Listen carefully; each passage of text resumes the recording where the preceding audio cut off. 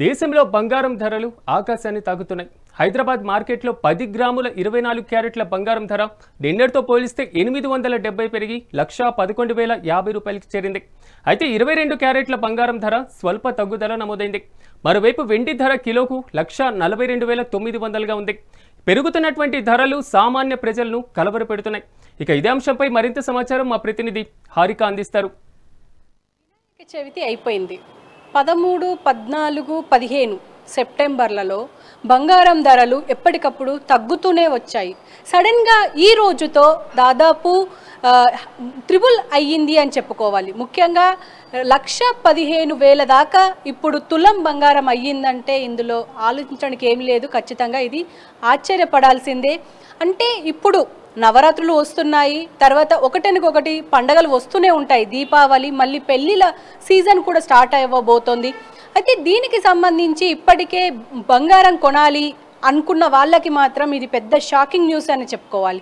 ముఖ్యంగా ఈ బంగారం ధరలు ఎందుకు పెరుగుతున్నాయి అన్న కోణంలో ఆలోచిస్తే మాత్రం చాలా కారణాలు ఉన్నాయి. ఇన్ఫ్లమేషన్ అంటున్నారు, లేకపోతే ఇప్పటికే మనం చూస్తూనే ఉన్నాం, ఒక పక్క యుద్ధాలు జరుగుతున్నాయి, ఇంకో పక్క ఇప్పుడు మనం చూస్తూనే ఉన్నాము అమెరికాలో టారిఫ్స్ మన పైన ఎక్కువగా భారం వేస్తున్నారు అని చెప్పేసి.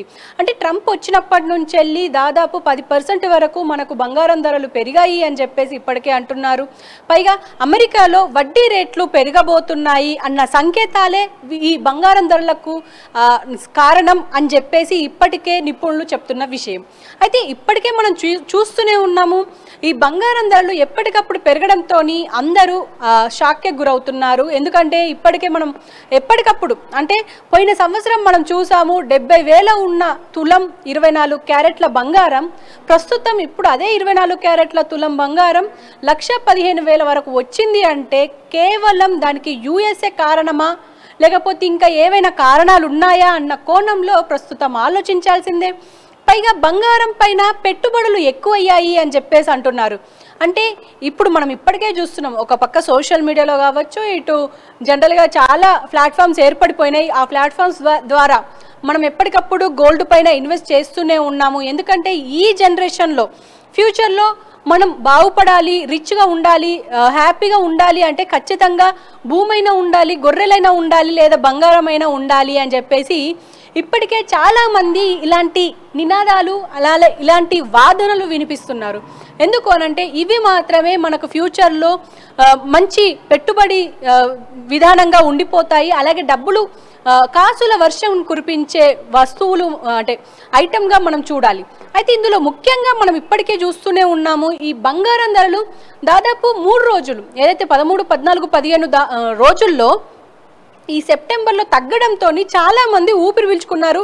ఇంకా ఇక తగ్గుతుంది, ఇక పెరగదు అని చెప్పేసి అనుకున్నారు. కానీ ఇప్పుడు చూస్తుంటే మాత్రం దాదాపు 1,15,000 వరకు అంటే 3 రెట్లు ఎక్కువ పెరగడంతో అందరూ షాక్కి గురయ్యారు అని చెప్పుకోవాలి.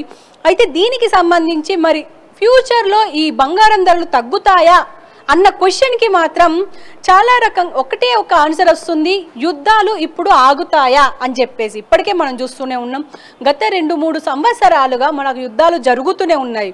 మన ఇండియాలో కావచ్చు, అటు ఉక్రెయిన్ కావచ్చు, ఎటు చూసినా ఈ రష్యా యుద్ధాలు కావచ్చు. అంటే ఈ జనరల్గా ఈ యుద్ధాల వల్ల కూడా మనకి ఈ రేట్లు పెరగడం, ఇంకో పక్క ట్రంప్ వచ్చిన కాడి నుంచి ఎప్పటికప్పుడు టారిఫ్ రేట్స్ పెంచుతున్నారు. పైగా ఈ మధ్య కూడా మనం చూస్తూనే ఉన్నాం, ట్రంప్ ఎప్పుడైతే ఆర్థిక వ్యవస్థ నుంచి అంటే ఆయన ఒక బిజినెస్ మ్యాన్గా మనకు ఆల్రెడీ తెలిసిన విషయమే. సో ఇప్పుడు ఆయనే ఖచ్చితంగా అంటే ఈ ఇండియా మీద టారిఫ్స్ పెంచాలి అంటే దీని విషయంలో ఆల్రెడీ చర్చలు నడుస్తున్నాయి, ట్రేడింగ్ డీల్స్ నడుస్తున్నాయి. కానీ అయినప్పటికీ ఇంకా ఒక రకంగా జనరల్గా అంటే ఇప్పుడు ఈ బంగారం గురించి మాత్రం చాలా వరకు మనకి షాక్కి గురయ్యే అవకాశం ఉంది. ఎందుకంటే ఎప్పటికప్పుడు పెరుగుతూనే ఉన్నాయి. ఒకవేళ ఇలాగే ఈ ఇన్ఫ్లమేషన్ కావచ్చు, యుద్ధాలు కావచ్చు, ఇవన్నీ కంటిన్యూగా అవుతే ఈ పెట్టుబడులు పెరగడం వల్ల పైగా వడ్డీ రేట్లు తగ్గుతాయని అంటున్నారు ఈ ఫెడరల్ రిజర్వ్ దగ్గర. సో ఈ అమెరికాలో ఈ తగ్గే వడ్డీ రేట్లు కూడా మన మీద ప్రభావం చూపిస్తున్నాయంటే మామూలు విషయం కాదు. మరి చూడాలి మరి ఏం జరగబోతోంది. అంటే ఇవన్నీ ఇలాగే కంటిన్యూ అవుతే మాత్రం ఖచ్చితంగా నెక్స్ట్ ఇయర్కి దాదాపు 1,50,000 వరకు వెళ్ళే అవకాశం ఉంది అని చెప్పేసి అంటున్నారు. అంటే తులం బంగారం 1,50,000 వరకు వెళ్తుంది అని అంటున్నారు. ఇంకో పక్క వెండి కూడా మనం చూస్తూనే ఉన్నాం. ఏ శుభకార్యానికైనా మనకు వెండి చాలా ముఖ్యం.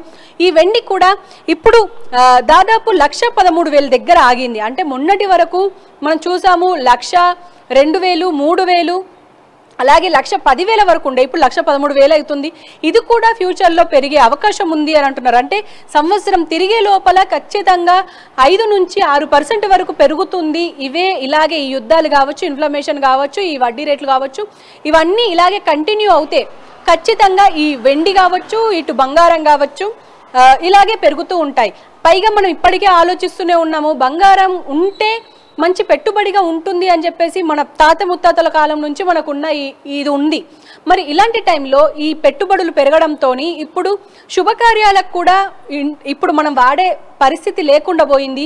ఇప్పుడు లోవర్ మిడిల్ క్లాస్ ఇప్పుడు ఒక తులం బంగారం కొనాలంటే ఖచ్చితంగా చాలా కష్టపడాల్సిందే.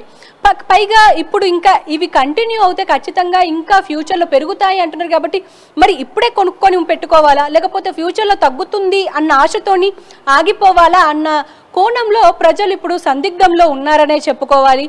ప్రస్తుతం మరి ఏం జరగబోతోంది, నెక్స్ట్ ఎలా ఉండబోతోంది, మరి బంగారం ధరలు తగ్గుతాయా అంటే ఇప్పటికే బగ్గుమంటున్నాయి, ముట్టుకుంటే నిప్పులాగా ఉంది. మరి నెక్స్ట్ ఎలా ఉండబోతోంది అనేది మాత్రం ఇంకా సందేహంగానే ఉంది. మరి చూడాలి మరి ఎలాంటి అంటే నెక్స్ట్ తగ్గుతుందా పెరుగుతుందా. అంటే ఇప్పటికే నిపుణులు చెప్తున్న విషయం ఏంటంటే యుద్ధాలు ఇవన్నీ ఆగితేనే మనకు బంగారం ధరలు తగ్గే అవకాశం ఉంటుంది అని చెప్తున్నారు.